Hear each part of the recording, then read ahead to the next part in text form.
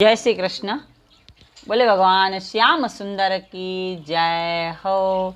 नटखट नंदलाल की जय हो। 12वां अध्याय राजा रहुगुण द्वारा मनुष्य योनि की प्रशंसा करने का वृत्तांत। जड़ भरत द्वारा इतना ज्ञानोपदेश सुनकर राजा रहुगुण ने जड़ भरत से विनती करते हुए कहा कि हे महाराज, मनुष्य योनि से बढ़कर उत्तम अन्य कोई योनि नहीं है। इसी से जय श्री कृष्ण।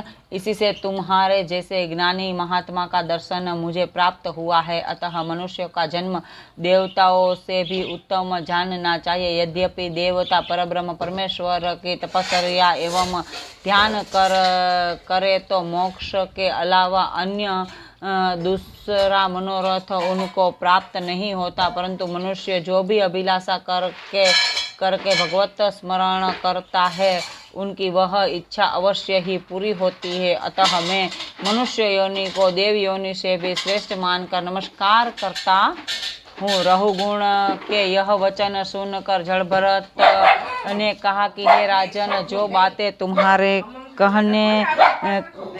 तुमने कही है, तुम उनका तात्पर्य समझे या नहीं।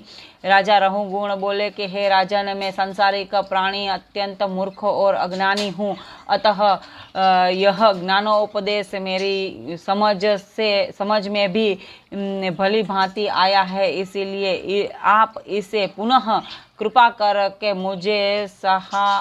मुझे विस्तार सहित समझाइए। यह वचन सुनते ही जड़ भरत ने मुस्कुराकर कहा कि हे राजन, यह ज्ञान जप तप पूजा यज्ञ करने विरक्त होकर वन में रहने, पंचाग्नि के ताप से जल में निवास करने एवं बहुत सा दान करने से भी प्राप्त नहीं होता है।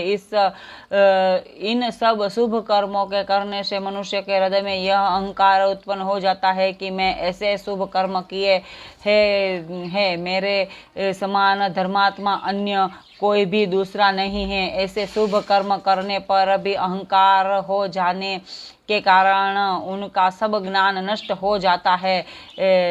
जब तक वह अहंकार को त्याग कर संत महात्माओं के चरणारविंदों की रज उसके मस्तक पर धारण नहीं करता, तब तक वह ज्ञान उनको प्राप्त नहीं होता है। परंतु भगवद कृपा से बिना संत महात्माओं का दर्शन प्राप्त होना कठिन है। हे रहुगुण, तुम समझते हो कि हम राजा है, सो मैंने भी पूर्व जन्म में भरत नामक 7 द्वीपों का राजा था, परंतु वहाँ पर रहने से अपना कल्याण न समझकर राज्य सिंहासन को छोड़ दिया और वन जाकर के श्री हरिचरणारविंदों का स्मरण करने लगा। तुम अभी तक अपने राज्य एवं संपत्ति के अहंकार में डूबे हुए हो, इसीलिए दूसरे प्राणियों पर दया नहीं करते हो। जिस प्रकार परमेश्वर का प्रकाश तुम्हारे देह में व्याप्त है, उसी प्रकार उन